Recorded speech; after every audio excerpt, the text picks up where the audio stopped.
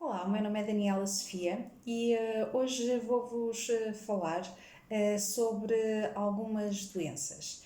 Então, sobre a ligação emocional entre algumas doenças, neste caso, para começar com os vídeos relacionados com este assunto, decidi começar pela cabeça e pelos olhos. E a origem das doenças, numa perspectiva holística, de facto deve-se a uma ligação emocional. Portanto, o nosso corpo, ele projeta aquilo que vai na nossa mente, naquilo que vai com as nossas emoções, com os nossos padrões. E a forma que o corpo tem de se queixar daquilo que nós vamos fazendo e que não está o mais correto com aquilo que nós podemos de facto fazer e ser e sentir, queixar-se através do nosso corpo, gerando então aquilo que são as patologias, os sintomas, ao qual se dá depois o nome então de doença. E vou então começar pela área da cabeça, pelas dores de cabeça. Então, existem várias dores de cabeça, vários tipos de dor de cabeça. A dor de cabeça ela está ligada com algo, com uma inação da nossa parte, com uma falta de atividade, de dinâmica, com uma contrariedade que vem da nossa parte com os outros ou com aquilo que nos rodeia. Portanto, uma dor de cabeça na parte frontal, em que a pessoa está bem, teve um dia ótimo, chega a casa e começa a doer a cabeça na parte frontal, ou vai trabalhar e dói a cabeça na parte frontal quando chega ao trabalho, isso vai indicar que nesses locais, sejam eles quais forem, portanto, os locais em si, as pessoas com quem a pessoa está a lidar, a deixam de facto desconfortável, não lhe permitem ser quem realmente é. A pessoa chega a esse espaço, convive com essas pessoas e quando o faz, a pessoa deixa de ser quem ela é. Há uma contrariação da sua essência.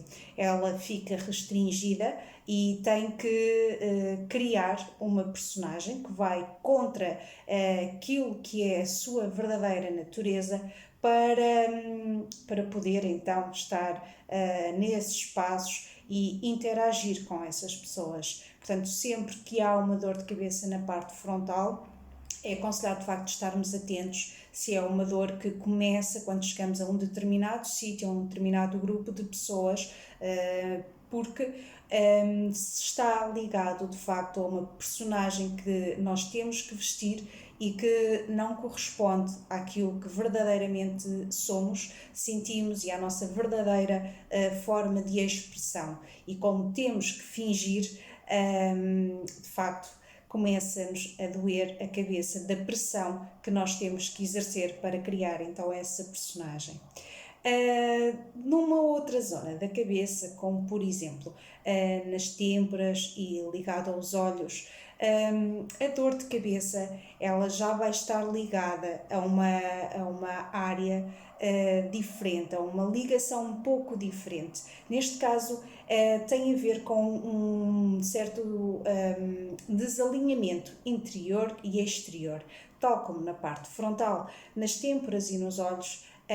A pressão é exercida quando de facto nós não estamos à vontade a sentir aquilo que realmente nós somos, quando começamos a aprisionar determinadas emoções e formas de pensar dentro de nós mesmos. Começamos então a sentir de facto uma pressão nos olhos, em que temos alguma dificuldade, por vezes até em ver corretamente, podendo até depois levar a enxaquecas e sofrer mesmo de enxaquecas. Neste caso, a enxaqueca já é um sintoma diferente, é uma dor de cabeça um pouco diferente. Neste caso, ainda focado na zona das têmporas e nos olhos, há uma dificuldade de entendimento. De entendimento, por vezes até da própria pessoa com ela mesma, em que há uma dificuldade de se perceber, de se ver, de conseguir entender aquilo que vai dentro da sua cabeça, da sua mente e das suas próprias emoções, podendo por vezes também estar ligado a uma falta de entendimento àquilo que a rodeia, a uma falta de entendimento e de percepção daquilo que está à sua volta, mesmo para com as pessoas que a rodeiam, não conseguir entender os outros, e isso cria depois uma pressão sobre a sua própria cabeça, sobre aquilo que ela consegue então ver, sobre aquilo que ela consegue absorver. Devemos então estar atentos a nós mesmos e àquilo que nos rodeia, para podermos perceber se é algo em nós que nós estamos a conseguir aceitar e perceber, ou se tem a ver de facto com um erro de entendimento ou uma dificuldade de entendimento para com os outros. Portanto, há aqui uma dificuldade de percepção a ser verificada. Relativamente aqui depois às enxaquecas, a situação de facto é outra. Portanto, a dor numa enxaqueca é de facto muito, muito forte. Enxaquecas e cefaleias são dores muito, muito fortes, podem durar por vezes também horas, podem tornar-se até cíclicas. Portanto, desde várias vezes por semana, vários dias por meses. Portanto, há aqui uma tendência a ser algo constante e de facto de dor bastante intensa, podendo até gerar problemas de visão, a luz incomodar, vômitos, diarreias. Portanto, há aqui, naquilo que é enxaqueca, a pessoa está a negar de facto a sua expressão. Há aqui uma grande dificuldade da pessoa enfrentar e iniciar uma ação àquilo que a está realmente a incomodar. Há emoções fortes que estão a ser muito reprimidas, e o corpo começa a exigir de facto uma mudança. Para quem sofre de enxaquecas, de facto, preste atenção. De certeza que na sua consciência há algo que está a ser constantemente repetido na sua intuição. De certo que há ali alguma coisa que está sempre ali alguém, digamos assim, a falar, a exigir uma determinada mudança, seja no relacionamento, seja na forma como age, seja relativamente ao seu trabalho, seja com a sua falta de expressão ou uma repressão criativa, seja o que for. Há ali uma emoção grande que está a ser reprimida, e a pessoa tem que se libertar de determinada coisa. E se estiver atento, vai perceber que vai haver um pensamento constante, repetido, que é esse pedido de mudança. Por vezes, na enxaqueca, aquela dor forte, ela é de facto, depois do vómito ou da diarreia, torna-se de facto, desaparece ou fica bastante atenuada. Isso é porque há então uma libertação momentânea. O orgasmo pode também gerar essa libertação. Muitas das vezes as enxaquecas podem ser resolvidas através desse orgasmo, exatamente porque há ali uma emoção, uma descarga emocional, porque o orgasmo leva a uma descarga emocional muito grande, e há ali essa descarga energética de emoção naquele momento, que alivia e deita para fora alguma energia que está ali bloqueada, e que consegue começar a movimentá-la para as restantes partes do corpo. Portanto, há aqui uma ligação muito grande entre essa forte ligação emocional, essa contenção energética e emocional forte, que em vez de estar ligada ao chakra que lhe é devido, ela passa a estar ligada à sua mente, à mente da pessoa, à cabeça da pessoa, e há aqui depois esta necessidade, estes vômitos, estas diarreias ou mesmo orgasmo, para esta libertação momentânea dessa energia, para haver essa tal descarga. A melhor forma de facto de tratar as enxaquecas e qualquer outro tipo de dor de cabeça é de facto olhar para as emoções e ver o que é que se está ali a passar, porque de certeza que na nossa consciência há algo que está a ser constantemente repetido, que se estivermos atentos nos vai conseguir indicar o motivo. Não digo para não se tomar determinados medicamentos, porque muitas das vezes as dores de cabeça são de facto muito fortes, no caso das enxaquecas são de facto muito fortes, e uma pessoa depois para trabalhar ou para ter qualquer tipo de ação necessita de recorrer à medicação para conseguir ter uma vida minimamente normal, ativa, porque pode de facto levar a condicionamentos grandes, mas não usar os medicamentos de uma forma para tapar o problema, porque o problema não vai deixar de existir.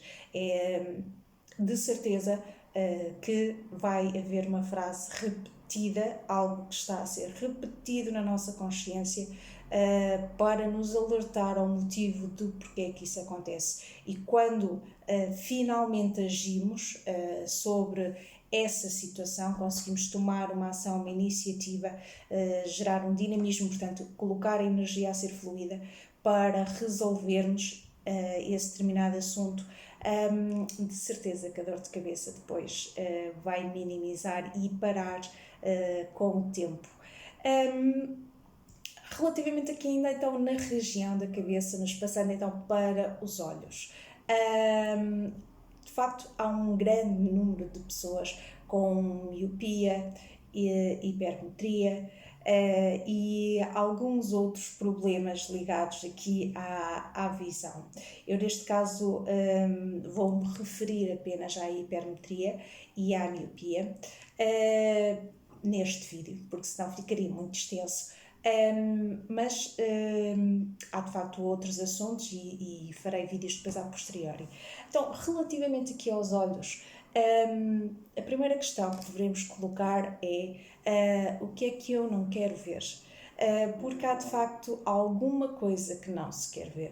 Na hipermetria, que é a dificuldade em ver ao perto, vê bem ao longe, mas não vê bem ao perto, isso indica que a pessoa em questão, ela está muito focada no futuro, está constantemente ansiosa, preocupada com o futuro. Ela tem que estar alerta e ver ao longe, ver bem ao longe um perigo que pode estar iminente. A qualquer momento pode haver uma mudança e a pessoa tem que estar preparada para essa mudança. Então vive sempre alerta, constantemente alerta, para ver rapidamente, para que não tenha surpresas na sua vida. As pessoas que estão com dificuldade em ver ao perto e que veem bem ao longe, não gostam de serem surpreendidas, digamos assim, como as mudanças lhe tornam, lhe geram, assim, podem estar alguns transtornos, podem não estar muito delas. Há de facto aqui uma constante ansiedade e preocupação com o futuro, e isso faz com que elas estejam sempre alertas. Então, o conselho, porque tudo pode ser mudado, mudando a forma de pensamento, de viver a emoção, de nos permitirmos ser a nós próprios, é possível mudar muita coisa no nosso corpo. Então, há aqui uma necessidade da pessoa ser mais tranquila, da pessoa não tentar contrariar este certo receio que tem de mudança, esta necessidade de estar sempre alerta àquilo que pode vir a acontecer, para que possa estar mais focada no presente, viver o presente, viver aquilo que está à sua volta, que a rodeia, para que se sinta mais tranquila e mais calma na sua vida, sem a necessidade de estar sempre ansiosa, para estar sempre alerta com aquilo que pode vir a acontecer e ficar mais focado naquilo que é o hoje, o presente, não se importar tanto se ocorrerá uma mudança no futuro. As mudanças vão sempre acontecer, sempre. Portanto, não adianta estarmos sempre alertas, porque o universo, quando menos esperamos, envia-nos as mudanças. há aqui uma necessidade de estar mais focado no presente e manter uma certa calma.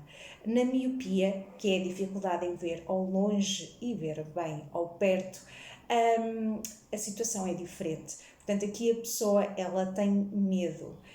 Existe a emoção mais forte nesta situação, é de facto o medo, não é a ansiedade, mas sim o medo. Medo de não estar atenta àquilo que pode vir a acontecer. Enquanto que na hipermetria a pessoa vive num futuro, digamos assim, na miopia a pessoa vive num passado. Portanto, a pessoa já foi apanhada de surpresa num passado e não pode, não quer ser apanhada de surpresa novamente. Então, para que não ocorra novamente, não ocorra essa surpresa, essa dor, o que quer que tenha acontecido, para que a pessoa possa estar sempre já um passo à frente daquilo que pode acontecer, a pessoa opta por não ver numa perspectiva maior, por ficar focada e ver bem aquilo que está a acontecer no presente a qualquer momento, aquilo que aconteceu no passado, para que ela esteja sempre focada e não seja surpreendida por coisas que podiam estar ali mesmo ao virar da esquina e ela não conseguiu ver naquele momento no passado que gerou essa miopia.